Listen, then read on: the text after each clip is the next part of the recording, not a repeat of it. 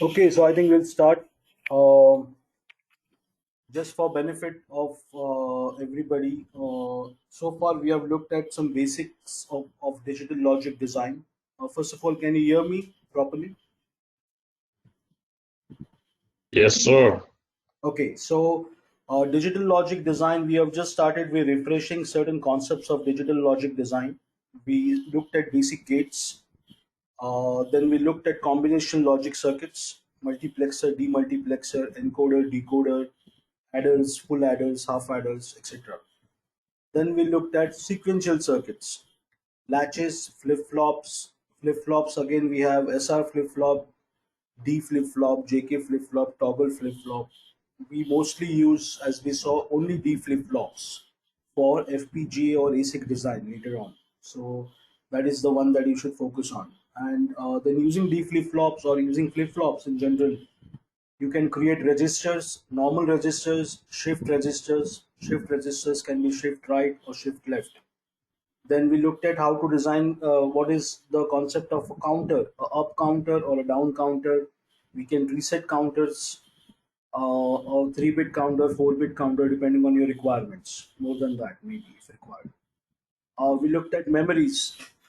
So we looked at there are two kinds of memories, RAM and ROM. RAM is a random access memory or a read write memory. You can read from the memory or you can write to the memory.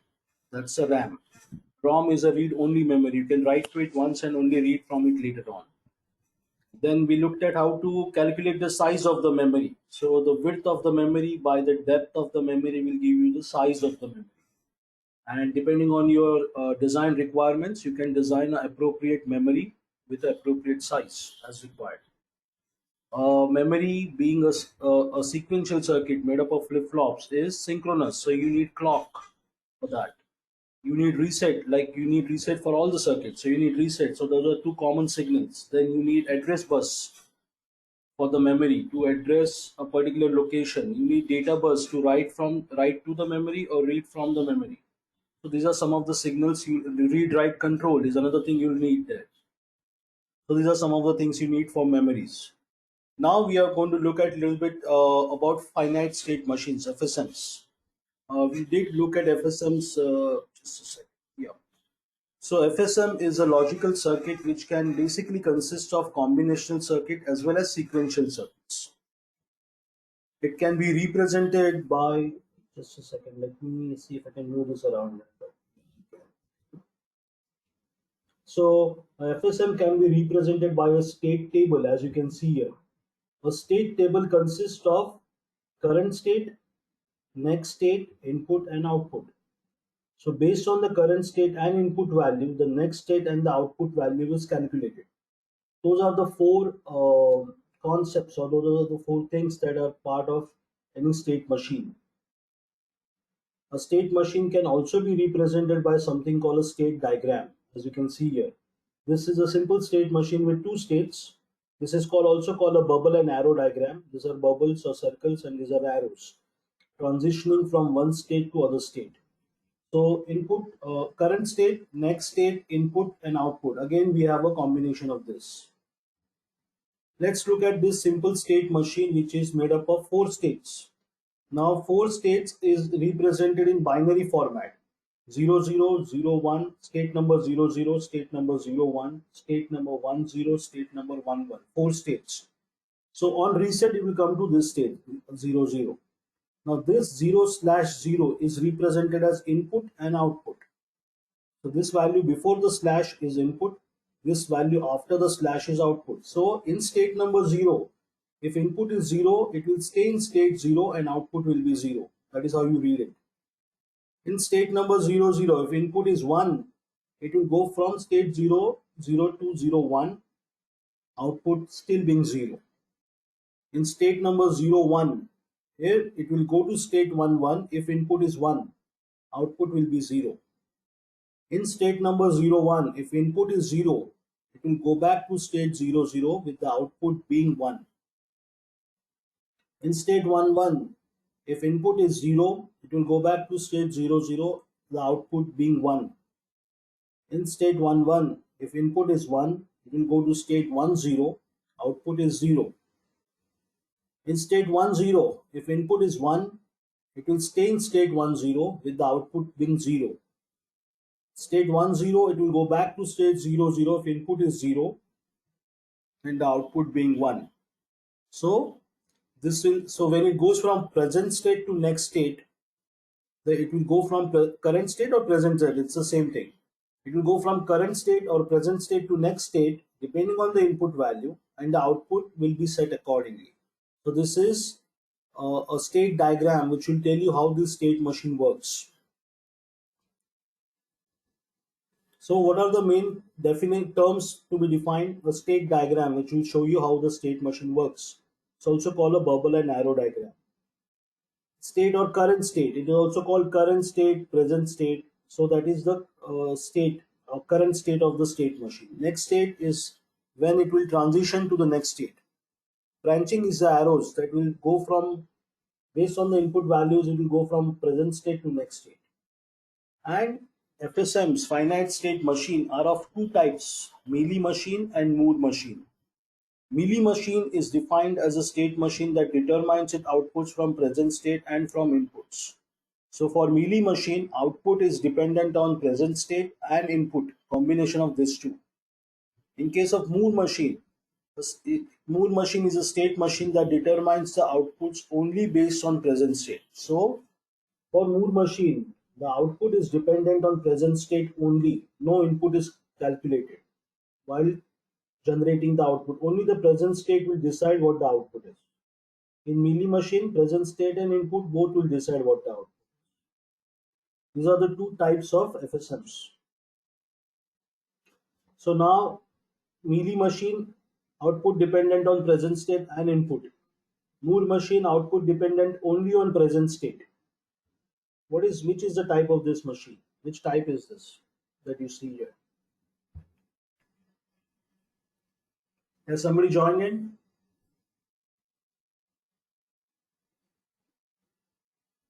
Hello?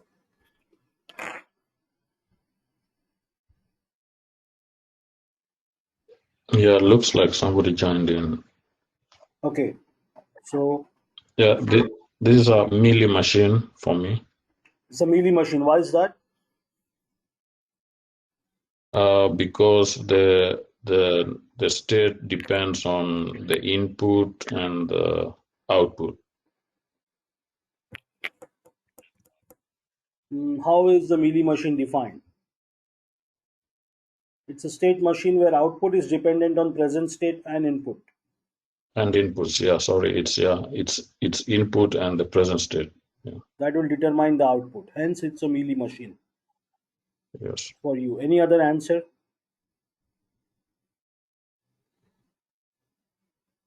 No? Okay. So it's a correct answer, right? So as you rightly pointed out, the output 0 or 1 is dependent on the present state and the input combination. Hence, it's called a Mealy FSM.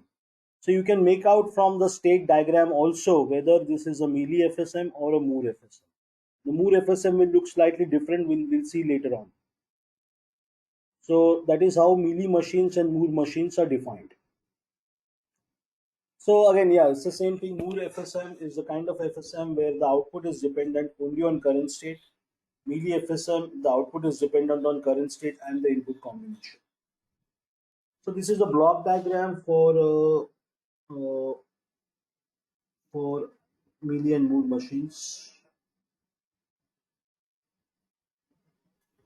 So Moore model, you can see here output is dependent only on the current state. Here output is dependent on, in the case of Mealy FSM, output is dependent on current state and the input value.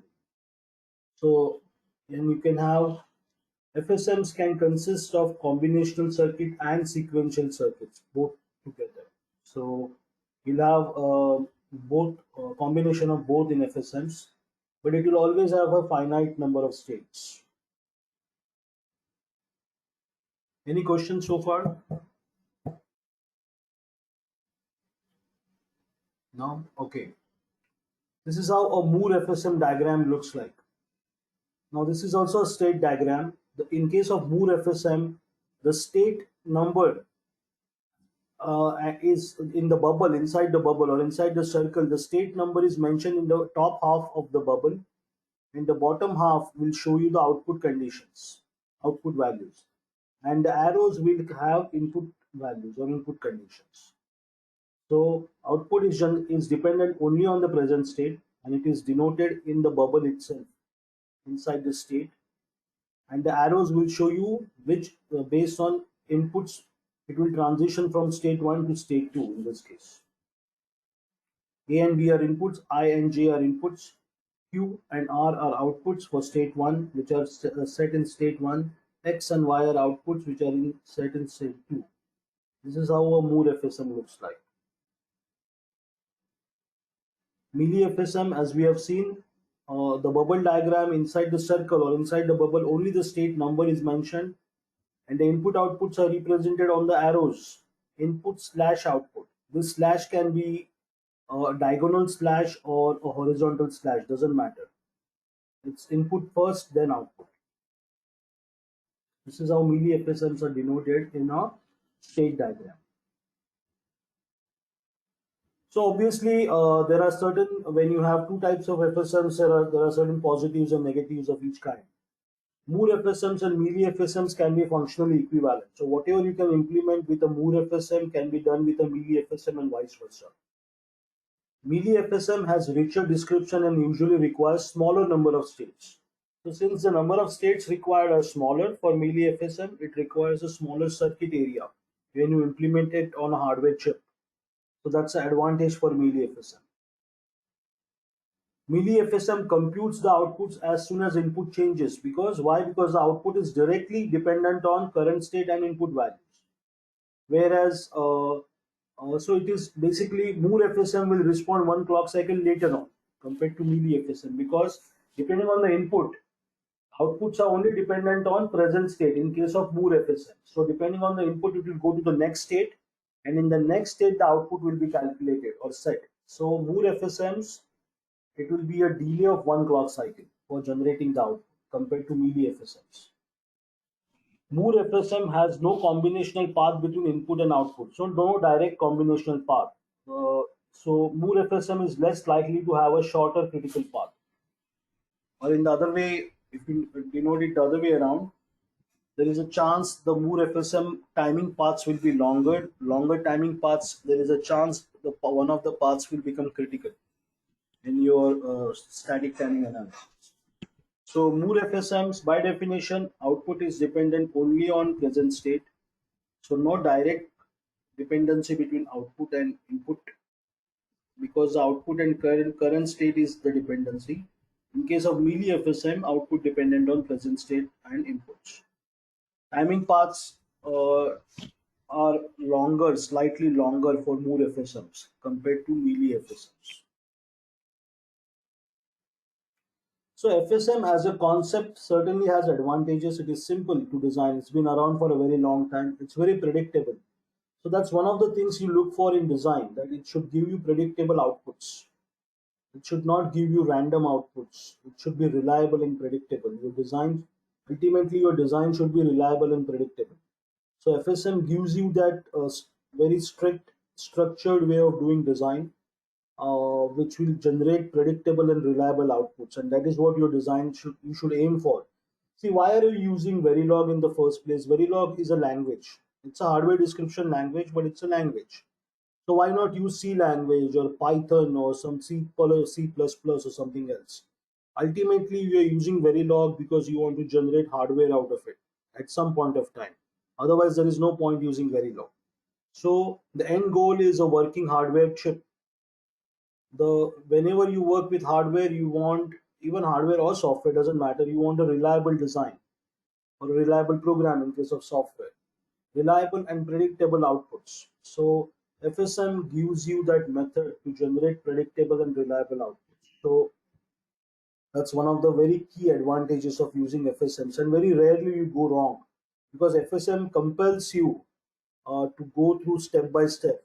State, you define a logic for a particular state, then you go to the next state, you define a logic for the next state, and step by step you go to the end of the design. Okay, so any questions so far? We'll look at an example for FSM in that case, real life example. No, okay. So a classic example for designing a FSM is your vending machine, any vending machine for that matter. So here what we have given is these are the requirements given.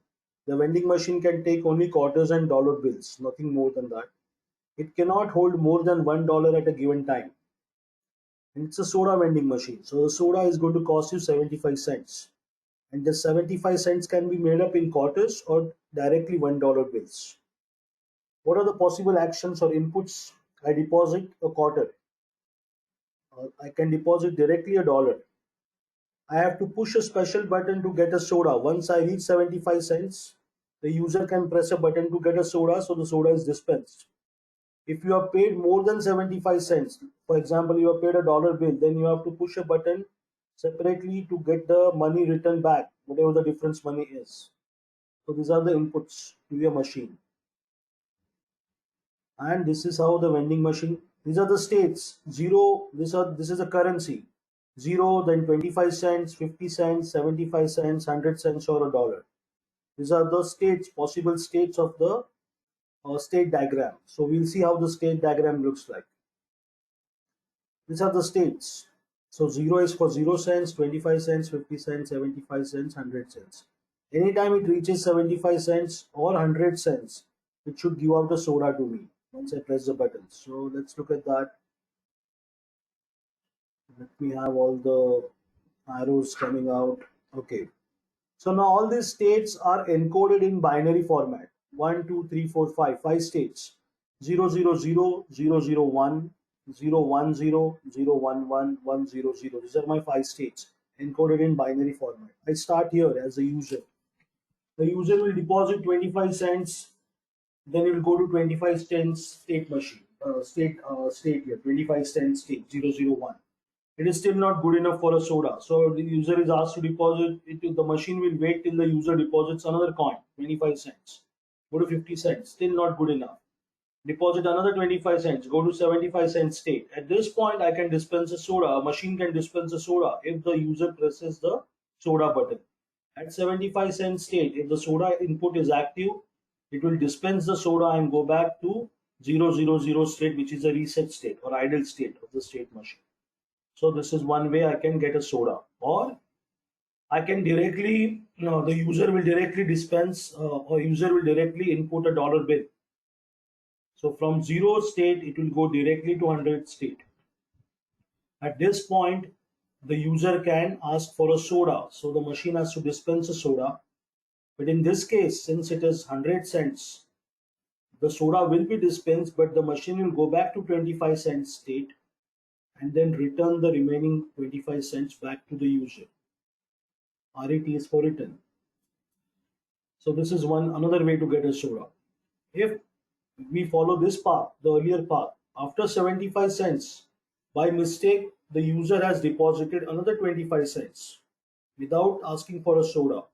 So from 75 it should go to 100 cents. At this point, the user can ask for a soda again. Again, at this point, the machine will dispense the soda, go to 75 cent state, return the 25 remaining value, and go back to idle state.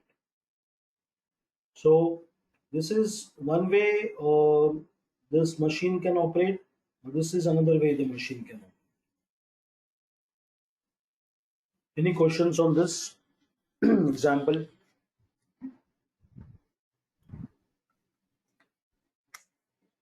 Nope.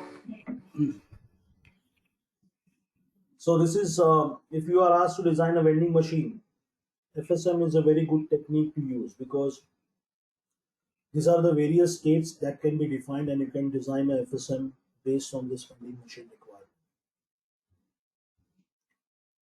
Let's look at another example where FSM can be applied. Now this is a counter. This counter has to go from state 000 to 001, then state 010, 100, 101, 110 to 000. So this can again be a FSM. This is the idle or reset state. When it goes to reset state, it will go automatically go. Next state will be 001, then 010, 100 101 110, and then the output will be set here and it will go back to 000. Now this is a counter uh, which is not a self-correcting machine. Now state machines, if you decide, you can design a self-correcting state machines. Now if you see here, after 010, instead of going to 011 state, it has directly gone to 100 state. It is skipping 011 state. After state 110, it is not going to state 111. It is directly going to 000, going back to 000 state. So what if your state machines, due to some reason, due to noise or whatever, goes into one of the undesired states, which will be 011 or 111. Now this, if you want to develop logic where your design itself is taking care of these issues, it is called a self-correcting state machine. In this case, it's not a self-correcting state machine.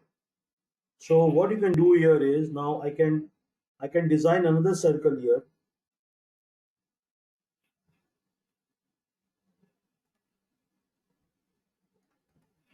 So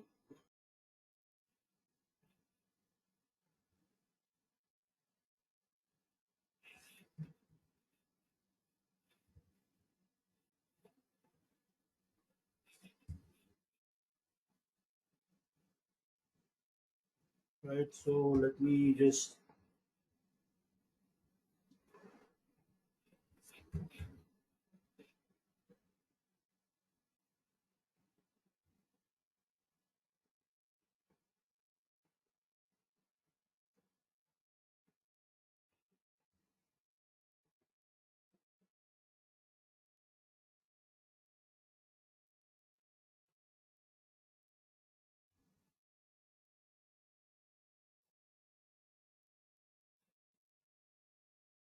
so I can do this maybe.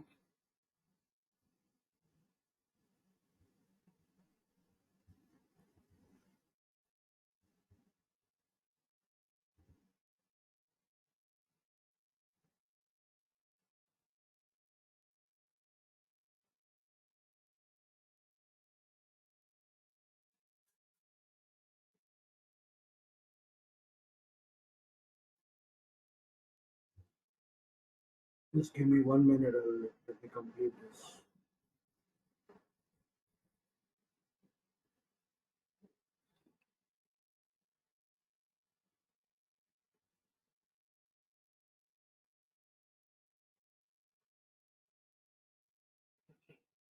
And the same thing here. So if for some reason, right, if for some reason your state machine is going into this undesired state 011, then it should go back to the next possible, next valid state, which is 100, or another option is go back to the starting state 000. If you do that, if your logic supports this, then this is called a self-correcting state machine. Because for some reason this FSM goes into undesired state, it will go back into the known state. So it's corrected itself. Similarly here, if it is after 110, it is going to 111 by mistake. It should go back the next possible state and reset state. Both in this case is 000. It should go back to 000 state. This is called the self-correcting mechanism. Okay.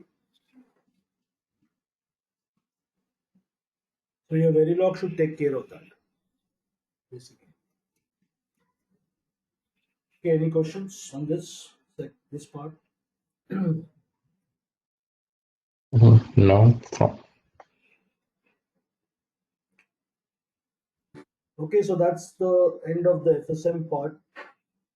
Um, I would like to now quickly deal with number systems, and then we will go forward. So, are you guys comfortable with binary number system, hexadecimal system, decimal systems, and conversion between various formats? Yeah, Have you guys done before this yes, exercise? So let us just quickly walk through this. As you know, these are various number systems: decimal, binary, octal, and hexadecimal. Octal is no longer used; it's more or less obsolete. So this other three, mostly binary and hexadecimal, are used in when you do binary, when you do VLSI design or embedded design for that. So decimal, the base is 10; binary, the base is 2; hexadecimal, the base is 16. Symbols go from 0 to 9 for decimal, 0 and 1 for binary, so it's either 0 or 1. For hexadecimal, 0 to 9 and 10 will become A, 11 will become B, 15 will become F. 0 to 7 in decimal will be 0 to 7 in hexadecimal. Binary will be 0 is 0, 1 is 1, 2 is 1 0, 2 raised to 0, 2 raised to 1. 1 into 2 raised to 1 will give me 2, 0 into anything is 0. 3 decimal is 1, 1 binary, 2 raised to 0, 2 raised to 1. 1 into this 2 plus 1 will give me 3. Anything raised to 0 is 1. 2 raised to 1 is 2, 2 plus 1 is 3. 4 is 1 0 0, 2 raised to 0, 2 raised to 1, 2 raised to 2. So give me 1 0 0 binary for 4. 5 is 101, 2 raised to 0, 2 raised to 1, 2 raised to 2. Anything raised to 0 is 1. 0 into anything is 0, 2 raised to 2, 4 into 1 is 4. 4 plus 1 is 5, will give me decimal 5. 110, 111. Decimal 8 will give me binary 1 triple 0. 2 raised to 0, 2 raised to 1, 2 raised to 2, 2 raised to 3. So 1 into 2 raised to 3 is 8. Rest is zeros. 2 raised to 3 plus 2 raised to 0. 8 plus 1 will give me 9 decimal. 10 is 1010. 2 raised to 0, 2 raised to 1, 2 raised to 2, 2 raised to 3. 2 raised to 3 is 8. 2 raised to 1 is 2. 2 plus 8 will give me 10. So 10 decimal will become hexadecimal A. 11 decimal will become B in hexadecimal, 12 will become C, 13 will become D, 14 will become E, 15 will become F. 15 decimal will be 1111 binary, 2 raised to 0, 2 raised to 1, 2 raised to 2, 2 raised to 3. It's called a 8421 system. So 8 plus 4 plus 2 plus 1 will give me 15 in decimal. 16 decimal will give me binary 2 raised to 4. So 1 0 0 0 0. It will be 1 0 in hexadecimal. Why? Because hexadecimal base is 0. 16 raised to 0, 16 raised to 1. 0 into anything is 0. 1 into 16 raised to 1, 16. That will give me decimal 16. 17 will be 1 1 in hexadecimal. 16 raised to 0, 16 raised to 1. Anything raised to 0 is 1. 16 raised to 1 is 16. 16 plus 1 will give me 17. 18 will be 12 in hexadecimal, so on. So in binary will be calculated based on this. So this is how this works, and obviously we can convert from one format to another format. There is a method to do that. So if you consider 25 in decimal, 10 base of 10 means decimal number. It will be 1101, 110001 in binary, and 19 in hexadecimal. So how do you get to that? Yeah, the decimal number itself, 125, is calculated this way: 10 raised to 0, 10 raised to 1, 10 raised to 2. 5 into 10 raised to 0, anything raised to 0 is 1, 5. 10 raised to 1 is 10, into 2 20. 10 square is 100, into 1 is 100. You add it all up, 125 is your number. I can convert binary numbers to decimal numbers. How do I do that? Take the LSB into 2 raised to 0, this next into 2 raised to 1, this one into 2 raised to 2 square, this into 2 cube, this number into weightage into 2 raised to 4, and this weightage into 2 raised to 5. I add it all up, it gives me the required decimal equivalent of this binary number. Octal we will skip because we don't really work with octal numbers. Hexadecimal to decimal, I can convert this. This is a hex number, ABC. I want to convert it to equivalent decimal number. How do I do that? 3 into 16 raised to 0, because hexadecimal, the weightage, the base is 16. B into 16 raised to 1. A into 16 raised to 2. C is 12 decimal. Into 1 will give me 16 raised to 0 is 1, will give me 12. B is 11 into 16 will give me this. A is 10. 10 into 16 square will give me this. You add it all up, I get the equivalent decimal number for this hexadecimal number. I can go from decimal to binary. How do I do that? I keep dividing by 2. 125 is a decimal number. I want to calculate the equivalent binary number. So 125, I take that, I divide by 2. So 62 is the quotient, 1 is the remainder. I write the remainder here. 62 is again divided by 2. 31 is the quotient, remainder is 0. Again divide by 2. I keep dividing by 2 until I cannot further divide by 2. So here quotient is 1 and remainder is 1. 1 cannot be divided by 2 further. So quotient is 0 and the remainder is still 1. So this is my equivalent binary number. This becomes LSB. This becomes MSB. 111 1111 101 is the binary equivalent of 125 decimal. So you can calculate that from, just to make sure you can use a PC or any other your engineering calculator to just to double check. This is how you convert a decimal number to equivalent binary numbers. Octal we will skip. Hexadecimal to binary is fairly easy. 10AF is the hexadecimal number. What's the equivalent binary? So each digit is represented by 4-bit binary number. F is 1111, A is 1010, 0 is 0000, 1 is 0001. That is, you combine all this number is the equivalent binary equivalent of 10AF hexadecimal number. So hexadecimal to binary conversion. Decimal to octal we are not interested, and skip that. Decimal to hexadecimal. So now decimal to hexadecimal, when you converted decimal to binary, you kept divided by 2 because the base of binary is 2. Now we want to convert decimal to hexadecimal. The base is 16, so I'll keep dividing by 16. 1, 2, 3, 4 by 16, quotient is this, remainder is 2. 77 by 16, quotient is 4, remainder is 13. 4 by 16, I cannot divide it. Quotient is 0, remainder is 4. So this is my hexadecimal equivalent, 4, 13 and 2. 13 is D. So D for Dallas. So 4D2 is my hexadecimal equivalent for 1, 2, 3, 4 in decimal. Binary to octal I am not interested. Octal will skip. Binary to hexadecimal is also fairly easy. This is a binary and we want the equivalent hexadecimal number. So we keep grouping by 4 digits, 4 bits. 101 were the LSB 4 bits are combined, which will give me B. The next 4 bits are combined, which will give me again B. And then we only have 2 bits because this is a 10-bit number. But we want a group of 4 bits. So we pad it with 00 on the MSB side. So 10 will be 0010, which is 2. If you then combine this binary, the equivalent hexadecimal number is 2BB. That's how we convert binary to hexadecimal numbers. Octal to hexadecimal will not do that. Hexadecimal to octal also will not do that. Floating point. So that's another thing that you might have come across, that you look at floating point numbers, which are fractional numbers. How do I convert floating point numbers? So this is 0.6875 is a decimal floating point number and I want to convert it to binary. So how do I do that? First, 0.6875 is multiplied by 2 to give an integer and a fraction. 0.6875 into 2, one integer. The value actually result is 1.3750. One integer and fraction is 0.375. Then again 0.375 will be multiplied by 2. So it will be 0.75, where integer is 0, fraction is 0.75.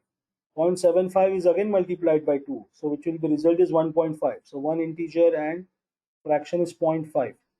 0.5 fraction into 2 will give me one round number, one round.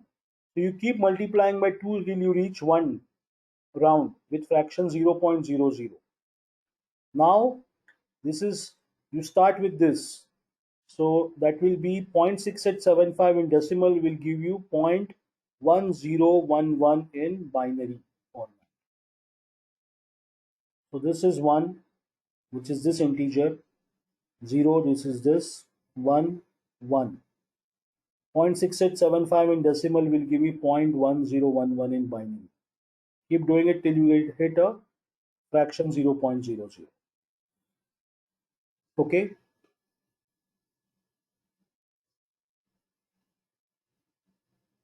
we can do the reverse binary to decimal. We are given a binary number of 1110.101. We want to convert it to decimal. How do I do that? 1 into 2 square. First you take 110 and 1 the MSB out of it. 1 into 2 square plus 1 into 2 raised to 1 plus 0 into 2 raised to 0. That will give me 4 plus 6. 4 plus 2 will give me 6. Then I take the fraction 0.101. Take this 1 into half, which is 2 raised to minus 1. Then 0 into 1 by 1 into 1 by 2, 0 into 1 by 2 square, and this 1 into 1 by 2 cube. So 1 into zero point 0.5 plus 0 into 0.25 plus 1 into 0.125. I add it all up, I get 0.625. I combine 6 and 0.625. So I get 6.625, which is a decimal equivalent of 110.101 binary.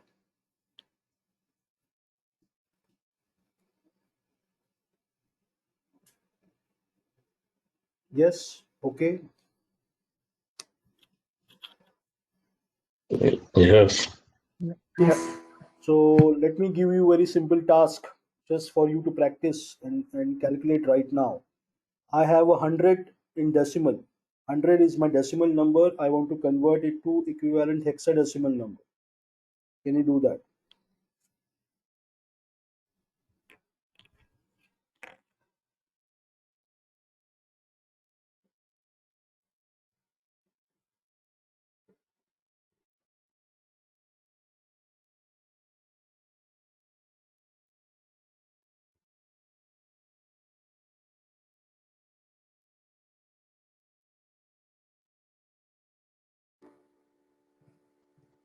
Sixty-two. 62. Any other answer? 62 or 52? What was it?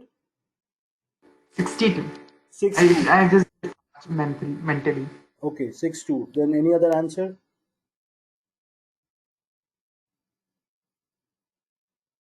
Read in hexadecimal, right? Yes. I want I equivalent get of a 64. 64. Okay, any other answer? Is Fahad also in? Yeah, 64. 64, correct? Yeah. So 64 is the answer. Yes. So 100 by 16, keep doing it till you cannot further divide it. Okay, then let's take some other example. Let's take FF in hexadecimal. Can you convert it to decimal? 255. Okay, that was easy. So um, let's take something different. Hmm.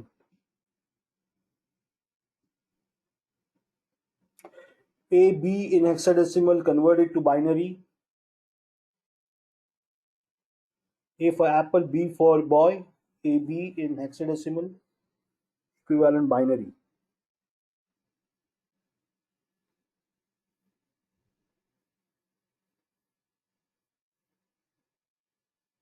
So A is 10. That would be the most significant part. That's 1010. Mm-hmm.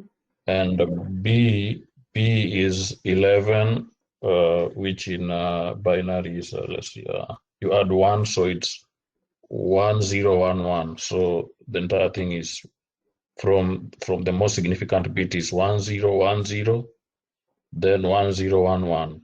Okay, okay. Any other answer? No, that is correct answer. Yes, so A is 1010, B is 1011. So you convert A and B, you get 10 binary equivalent is 101. You combine the two 4-bit groups. That's correct. So let's take we did hexadecimal to decimal, decimal to hexadecimal. We'll do binary to hexadecimal. So let's take something. Uh, Let me open my notepad here. So Let me type something randomly. Yeah, convert this to hexadecimal. Can you see my screen? Let me zoom this a little bit to make it more visible. Is it visible? Yes, but you can make it a little uh, bigger More. if possible. Okay, yeah. Better now? Could you add like spaces between the blocks Yes. of digits? Add spaces between what? Blocks of 4 digits, like every 4 digits will make a one Yeah, decimal character, right? yeah, Spaces between them. yeah, that's your task. I want to convert it from binary to equivalent hexadecimal.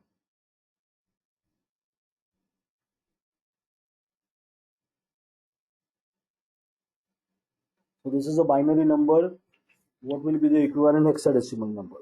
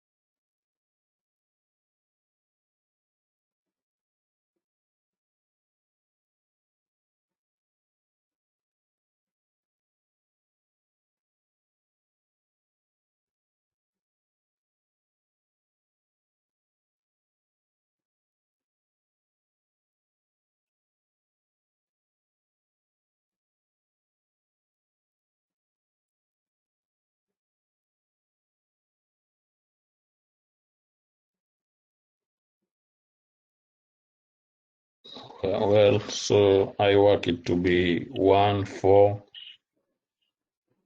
E, 4, BA. Okay. Any other answer?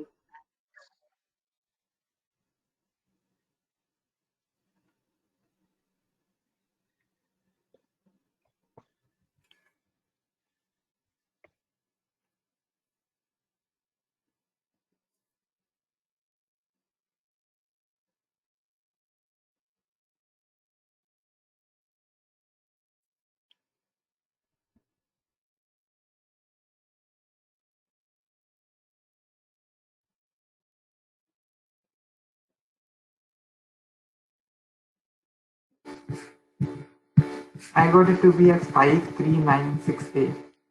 Say that again. 5396A. 53968. Okay. Any other answer?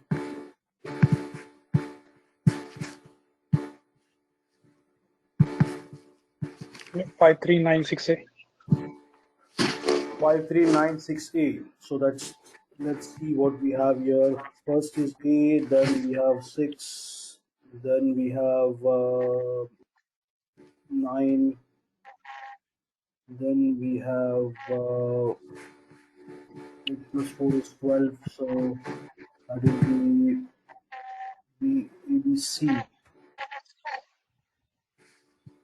Then we have 9, and we have 2. Now, if my answer is different, 29C, what is that? So let me see. This is 8, this is 6, this is 9, this is C, this is 9, this is 2. So this is A, then this is 6, then this is 9, then this is C, then this is 9 again, and this is 2. So that should be the answer, right? 29C, 9, Yeah. 6A. Yeah, you're right. I think this when I'm writing it down, I miss some of these numbers. Okay, so let's try one more combination.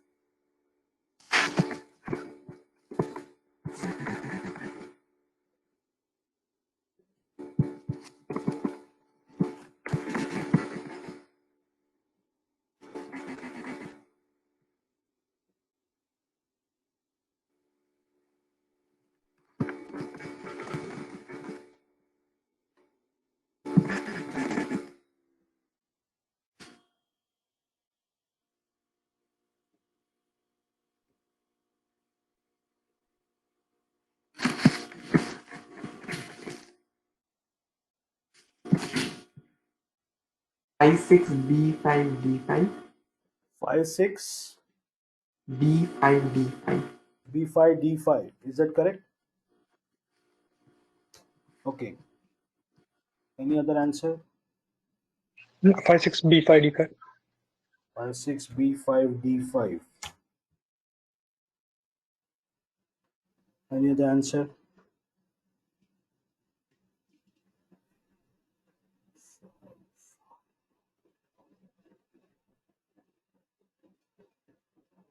Yeah, I can't really, when it's over there, I can't really get it, unless I have it over here. It's not working for me. Can you write it down on in your notepad and calculate that? Do you have a piece of paper, or you can just uh, input? You can just open a notepad on your PC or something and do that.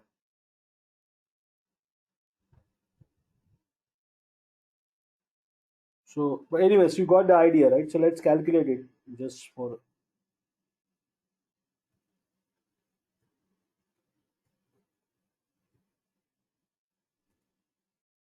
This is 5, then 1101 is 8 plus 4, 12 plus 1, 13. That is A, B, C, D. Then 5.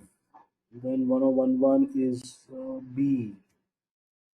01106. 0101 is 5. 5, 6, B5, D5. Okay, so that seems to match, right? So the idea is that you separate it out in 4 bits and then assign, if the last one 4 bits is less than 4 bits, you just pad it with a 0.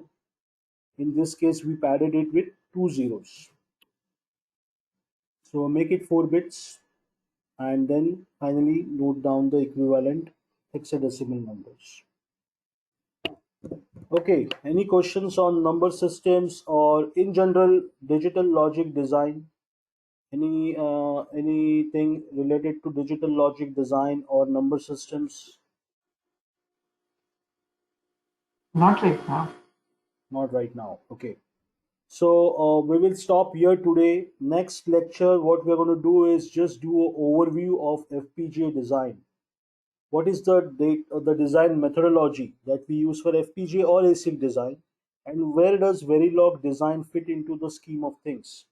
So I'm just going to give you overview of that. Once you understand where Verilog comes into picture, then the section after that we'll start looking at Verilog language in detail. Sounds okay? Yeah. Sounds good. So next lecture will be same time, but that will be on Friday. Okay.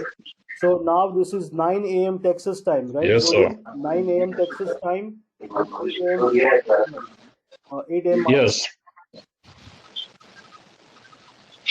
Okay, yes. so It was 9 a.m. Texas time. yes.